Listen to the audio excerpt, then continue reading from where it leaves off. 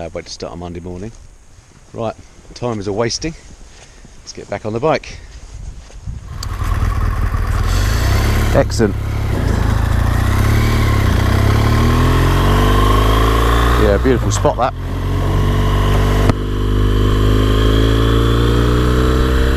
Feels like I've only scratched the surface of the Lake District, which is a shame, because it is a beautiful part of the country. We've got lots of other beautiful parts to explore today. As I track alongside Ullswater here, I'll burst out of Penrith and then cross over the M6, and then I'm into the North Pennines, which has its own charm again. By which time I'll probably be thinking about some sort of coffee stop.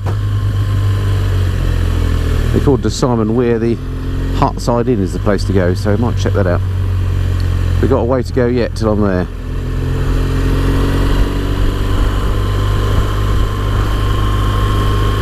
Wowza. I imagine this particular bit of beach gets busy in the summer. Actually, it's pretty lovely swimming in that lake. I don't know if you're allowed to, but water looks very clear. It's a real treat to be riding not only in somewhere that's so picturesque, but on a lovely road as well in terms of its surface. This particular stretch of the A592, very nicely maintained. Some waterfalls down there.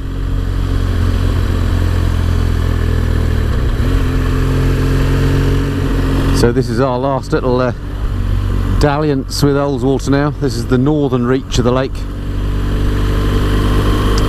Our last few glimpses before heading off out of the Lake District towards Penrith, which technically is outside of the Lake District National Park.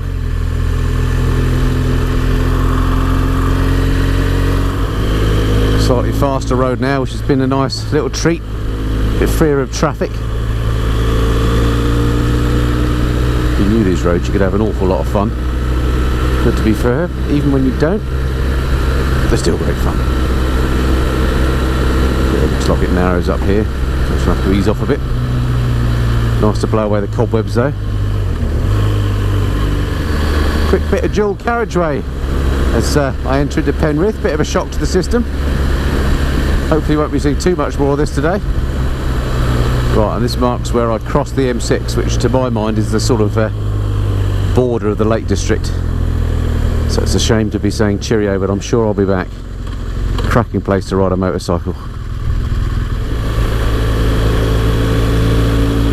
So this is the A686 that tracks across the North Pennines and becomes the Hartside Pass.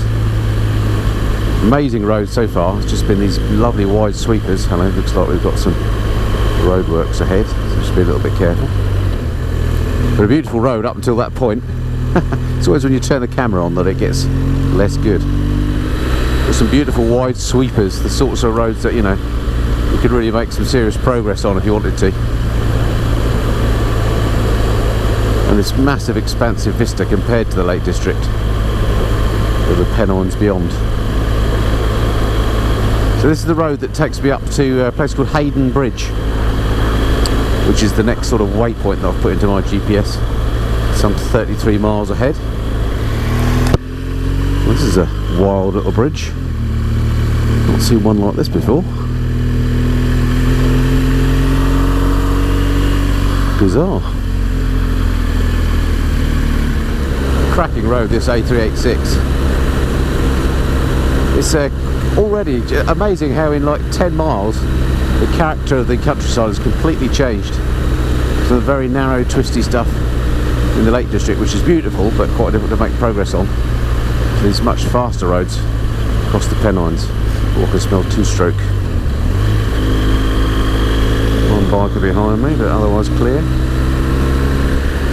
Wait there, please. Wait. Thank you. I love it. The sat nav is telling me there's a slight bend to the left in 30 miles. That's the next thing I need to worry about. I could just settle back and enjoy this magnificent Pennine road. Not only that, but my range has gone up to 214 miles, so the bike's making petrol. This is good. Some proper hairpins up here. It's great.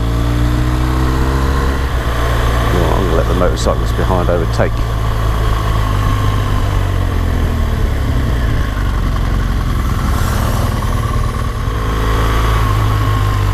Feels like I'm gaining some serious altitude now. Just been an amazing road, this.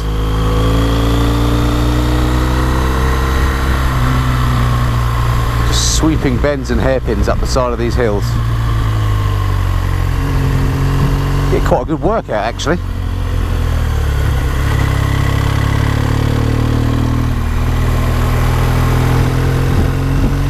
Hello, sir. KTM man. Again, cracking views across the Pennines and towards the Lake District there. It's a bit cloudy off to the west. Glad I'm heading east.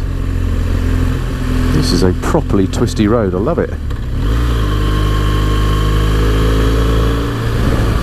Starting to gain some serious height here. It's also starting to feel noticeably chillier, it has to be said. Seems to have lost the blue sky. Now this road reminds me a little bit of some of those roads in the Cairngorms. It's got a very similar feel to it. Same sort of, well, bleakness isn't quite the right word, because it's not bleak, it's beautiful. But it's certainly got a wilderness feel about it.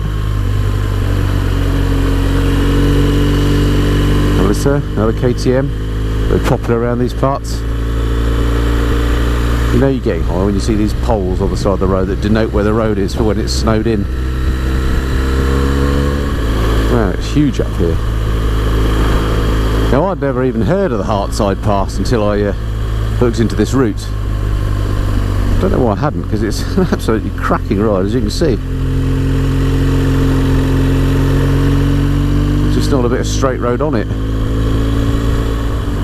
Absolutely amazing views right the way to the east coast.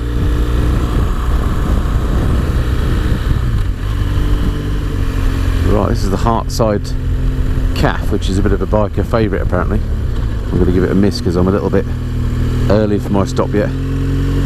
We're up here at nearly 2,000 feet,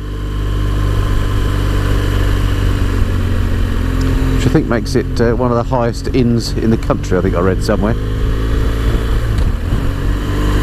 I'd love to lose this car, but I just don't want to risk it until I get a decent bit of road where I can see that there's definitely nothing coming. Oh, this is like the mountain course on the Isle of Man TT. Aha, clear stretch.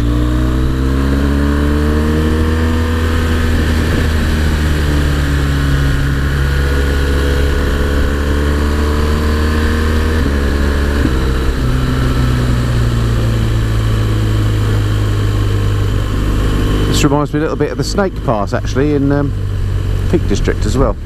That's a bit like this, but up to the Cat and Fiddle. But this one doesn't appear to have any stupidly restrictive speed limits, which makes it a bit nicer. Hello, sir. Oh look, I've got a white van ahead, excellent. Well, I found a bit of straight road. Not for long, but temperature's dropped quite a lot actually now. It's 12 degrees up here, which is incredible because this time last week where I live it was 34.8 degrees centigrade. What a difference a week makes. You gotta love the British summer. It obviously knew that I was just checking I don't need to go down there. No, obviously knew that I was coming out on a bike trip this week, so I thought it would turn the temperature down. Actually it's quite nice for riding, but I don't want it to go any colder. I have to turn my heated grips on. That's not going to be good fun. Well, what a cracking ride that was. And another pass ticked off. So just coming into the little town now of Alston, which again I think I read somewhere when I was looking at the route that claims to be the highest market town in England, or joint highest, I think with Hawes, H-A-W-S, they also claim that. I love the way that these records get claimed by multiple places. But anyway, that's its claim to fame. Not an awful lot else here by the looks of it, except for a petrol station. I don't need that yet because my bike's still making fuel. Now, steep little streets, pretty quaint. Wow, look at that. Brilliant. Right, back to the Pennines. Right, I've just crossed the border now into Northumberland, which feels like it's a long way north. I had no idea there were roads like this in Northumberland. Just amazing. Not actually that far from Newcastle here either. I crept a lot further north than I realised.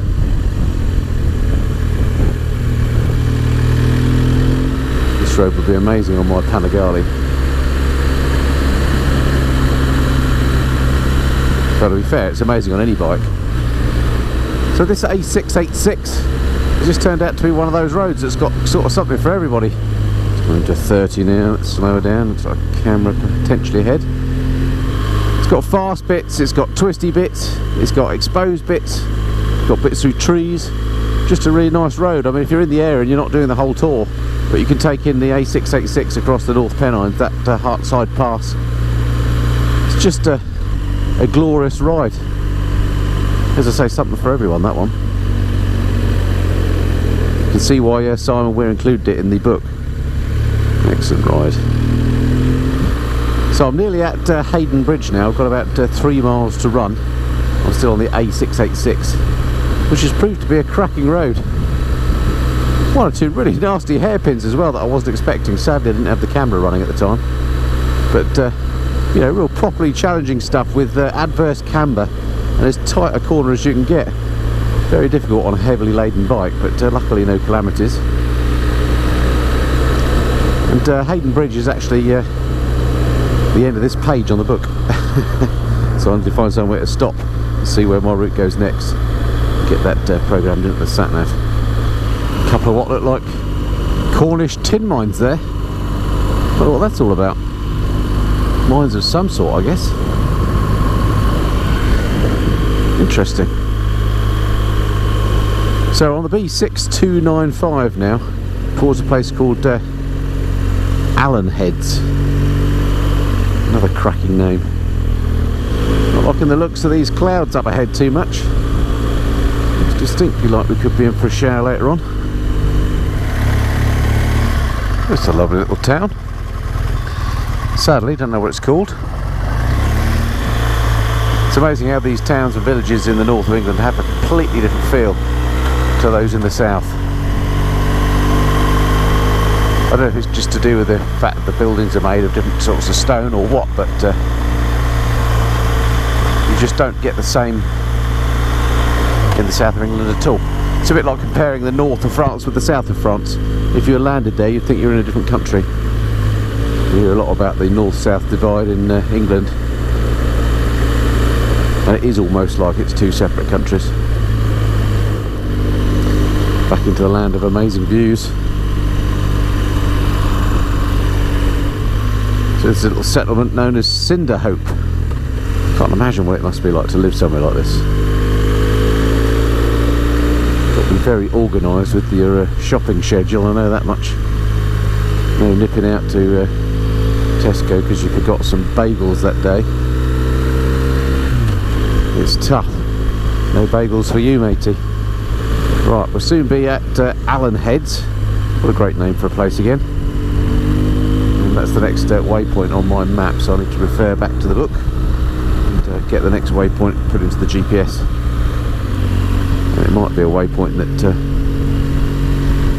will bring me some lunch, so I need somewhere fairly major. Although fairly major is a relative term around these parts, I suspect. So this is Allen Heads, famous for all your Allen bolts, of course, where they were invented. A little bit of deforestation gone on there to my right. Goodness, I assume that's purposely done. Wow, there's a house there, absolutely decimated around it. So sadly my battery ran out on my camera, so missed a little bit of the last bit of the route there, which is quite nice over some fairly sort of isolated terrain again, but a lovely road. So now I'm heading towards, I can't remember where I'm heading towards actually, a place called Egglestone, and I've crossed another county border, come out of Northumberland now, I'm into County Durham. And I passed a sign earlier to a lead mine museum, so I think those mines I saw earlier were probably lead mines, if that's the mineral of choice around these parts. Right, it's 11:45, so in the next hour or so I need to find somewhere to stop for some lunch, I think. Oh, a pretty little hamlet. This is a county I know very little about. In fact, I don't think I've ever been to County Durham before, well, other than through it on a train, but I've never actually explored it at all. It's a busy place, I know that much. There's a few bikers up here, it's always a good sign. Trop Sprint, I think. Hello, sir. So just in case you're keeping a note, I'm on the B6278 now, here in County Durham. Very nice it is too. The temperature's risen a little bit, I'm glad to say. It's about 15.5 degrees now. Makes all the difference, those couple of degrees. And so far, no rain. What more can you want? Lovely road down this valley. Seen quite a lot of motorcyclists, that's always a good sign. Really pleased with how these new tyres I've got on the GS are holding up. I've got the Avon Spirit STs on there, they're new tyres for this year. New sport touring tyres that Avon have brought out. Just good to be riding with some British rubber on the bike. And coming up on the motorway yesterday in the wet, the grip was really good. And I'm pleased to say, on these twisties, they're really confidence inspiring as well. So, pretty pleased with how those are holding up. It's just going to be interesting to see long term how they do from a wear point of view. But by the end of this trip I would have put on a good, I don't know, probably 1500 miles or so, so they'll be well bedded in. It'll be interesting to see if they're showing any signs of wear yet. Pull out there, why not, and then stop. Nice.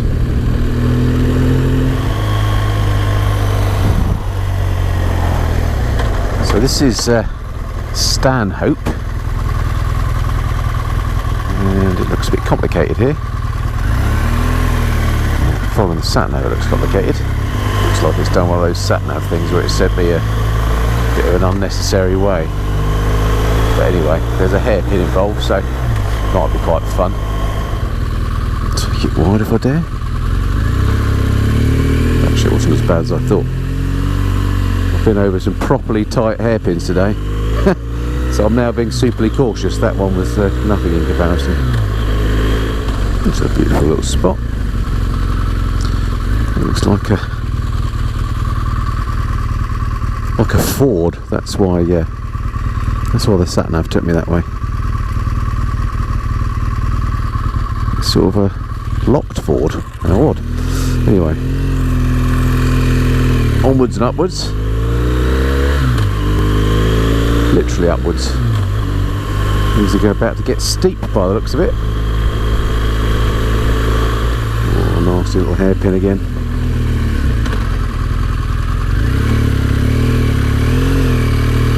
Followed by another nasty hairpin.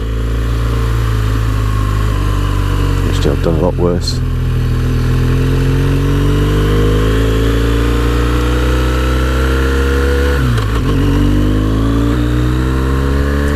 That's where sat-navs come into their own actually, when they give you a bit of advance warning that you've got a hairpin coming up. You don't necessarily know that's what you're going to get. And it is nice to kind of brace yourself, gives you a chance to look out for any oncoming traffic if you can see it. You can't always see it on those sorts of roads. And just sort of plan your route round. Strikes me those hairpins with the horrible adverse camber, taking them wide is the key. So if you take them wide before you can actually see round it, so you can't see if there's any traffic coming, at least you can see at the corner whether there's anything coming around. So taking it wide at that point gives you a bit of an advantage. That's what I've learnt on this trip anyway. That, and actually there are a lot of sheep in Britain. Feels like I'm getting some fairly serious height on again. Hoping there might be a good view off the top here. A bit windy up the top here, you can feel the bike being blown around with these panniers acting as massive sails. Wow, what a place. Look at that road. Wow. Not an awful lot out here. That is properly epic. Wow. Wouldn't want to do this one in February. Now, more kamikaze sheep. Yeah, they're looking interesting looking cliff edge down here. Check out these sort of cliff faces. I wonder if these are actually where it's been quarried out, I presume. Not sure what for.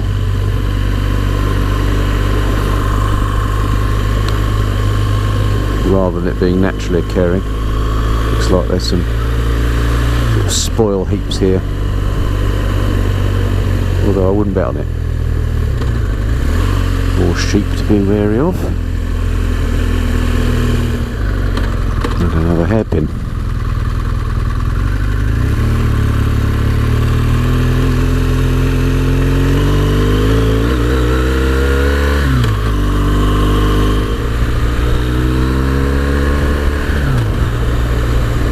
At last, a good opportunity to overtake. It was clear of sheep and cars, so there's the chance to take the whatever this is, Subaru. There's a sheep. Let's be clear of that one. Right.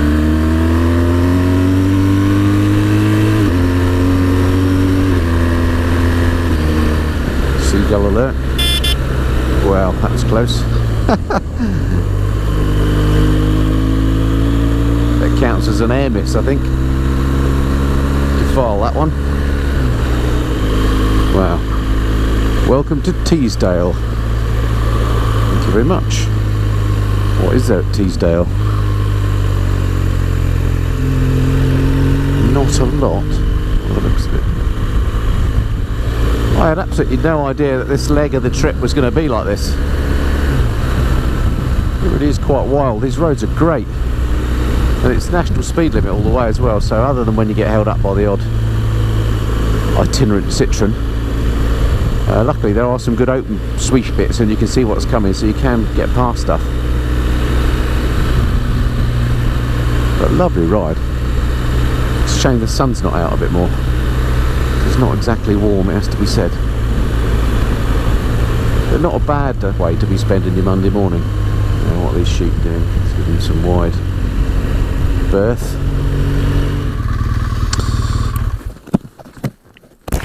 Right, so we're at Eggleston.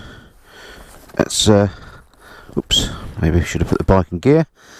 Let's do that now. Stop it rolling, that's better. And yeah, so down to Brough for a bit of lunch maybe, or maybe Kirkby Stephen if Brough doesn't look much good. Okay, and then we've got the Buttertubs Pass. Excellent. It's one of these bridges that you won't get two vehicles over. You just have to take a bit of a chance. The walkie types.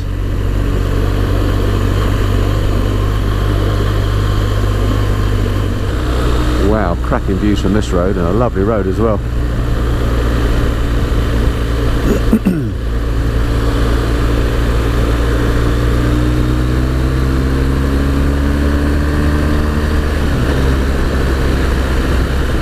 Look at this cracking bit of road. It's more of that roller coaster twisty turny stuff that I love, and the sun's coming out.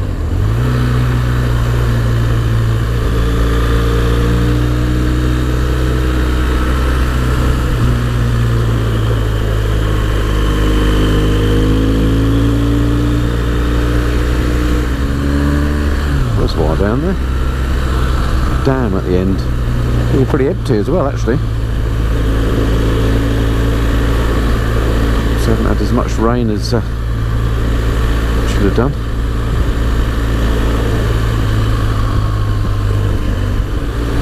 It's really low on water, that reservoir. I'm surprised. These roads up here are just epic. I had no idea the Pennines had so much to offer the biker, I tell you. Look at this, it's just a massive valley or dale. This ribbon of road just scything its way through it. Very little straight bits, but some good views so you can see what's coming. Nasty little bends like that catch you out if you're not careful. then they open up to these amazing runs. Look at this strip of road going down here. Brilliant. Yeah.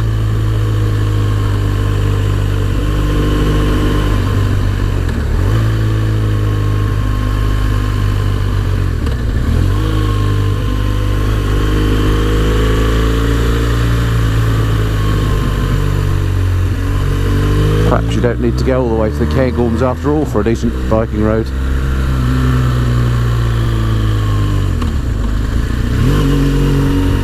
This is a classic.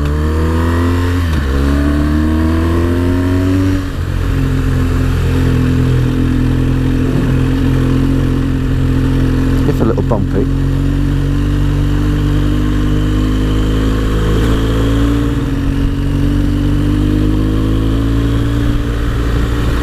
Some great looking trails coming off the main road. This would be a brilliant place to bring your dirt bike. Fantastic trails over here. Having said that though, the tarmac ain't bad.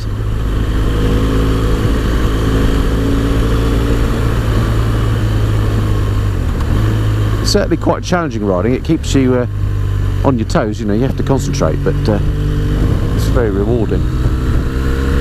A lot of fun.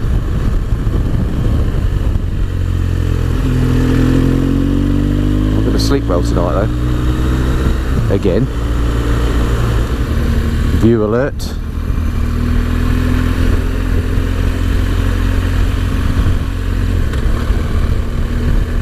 Well, that was a fabulous ride as I come into Brough now.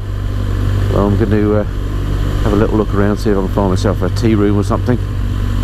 Have a spot of lunch, and then this afternoon, stick around, stay tuned. We've got the Buttertubs Pass to negotiate. So I'm just leaving Kirby Stevens now, where I've had a splendid little lunch at a cafe, and it was one of those great places because I could park right out the front and sat in the main window and sat looking at my bike, so it was all nice and secure. So Kirby Stevens turned out to be a better option than Brough for lunch. There was absolutely nothing at Brough except for a supermarket. So if you're coming this way, don't bother to put Brough in as a lunch stop. Kirby Stevens is the place to aim to. Right, okay, next ride of interest then is the Buttertubs Pass, which I'm curious as to why it's called that. I'm hoping somebody can tell me. And that starts about 13 miles down this road. What's this fella doing? Nothing, I don't think. So I'm aiming the bike towards a place called Thwaite, and that's the start of that of the next pass. So stick around, stay tuned, let's see what that one's got to offer.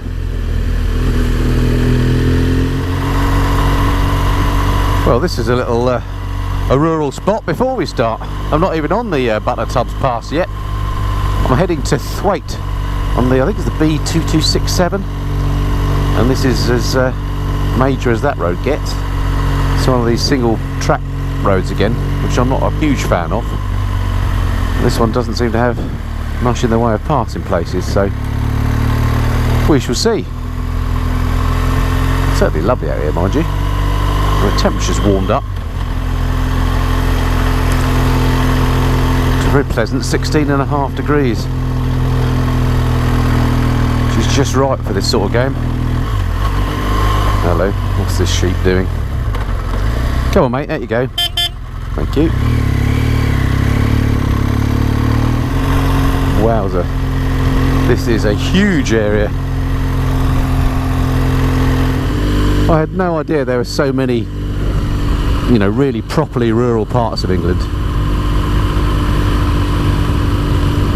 I think technically I'm back in Cumbria now as well.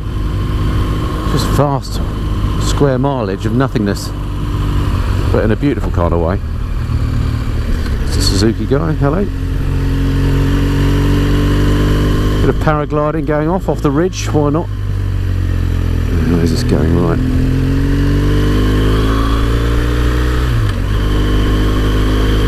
Wow, this is quite a road. Thank you, sir. Oh, what fun. Have a walk back up though once you land. I suppose it's worth it. I think I'll go for the strapping a propeller on my back option. So not knowing where these roads are going to go, that's the killer when you're on these. Here we go, right, we're off. Another one that I imagine becomes quickly impassable in wintry conditions. Okay, just coming into North Yorkshire now. This is my 4th county of the day, I think. I've done Northumberland, Durham, Cumbria, and now North Yorkshire. This road is something else. A bit of loose gravel on it, which is always a little bit worrying, but it's certainly a snaker. Crikey, where are they walking to? Keen outdoor types. So far, I'm glad to say, and I don't want to talk anything up, but these sheep have seemed to be quite predictable. They don't seem to have a tendency to leg it out in front of you. They tend to go the other way, which is good. It was the first time though. Oh, all these crests and dips. I might see my Mexican chicken wrap that I had for my lunch come back. I hope not, because that's never good in a helmet. They came from nowhere. Well, just an incredible road, and amazing little buildings down on there's the dry stone walls, and then you get the odd building. That looks like a house actually down there, because there's some smoke coming out the chimney. Goodness me. You've got a lot of being on your own when you live somewhere like that. I come on these bike trips on my own for a day or two at a time because I like my own company, but I'm not sure I like it that much. I've had enough of myself after 3 days.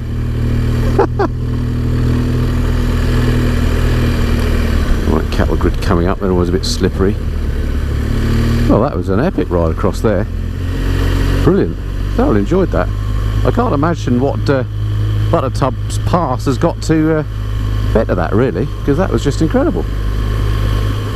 We'll find out in a minute.